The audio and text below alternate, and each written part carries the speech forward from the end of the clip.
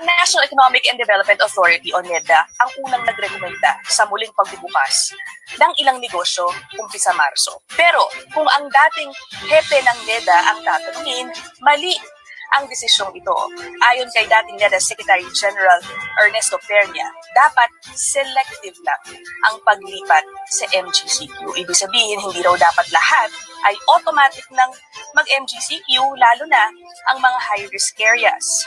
Si Vice President Leni Robredo gusto raw muna malaman kung ano ang basihan ng rekomendasyon ng NEDA na mag-MGCQ. Aniya, mataas pa rin kasi ang mga kaso at wala pa rin bakuna.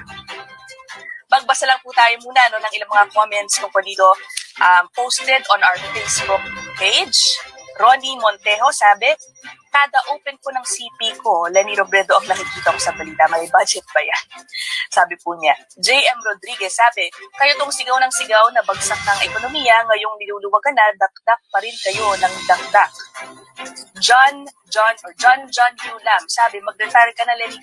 Ginamit ka lang ng oposisyon. Mamaya po mas marami pa po tayong babasahin mga komento tungkol sa mga susunod po natin mga storya. Maraming salamat po sa mga nag-take ng time to comment and express their opinions. Gusto po namin bahagi kayo ng diskusyon, kaya babasahin po namin dagdag po mamaya.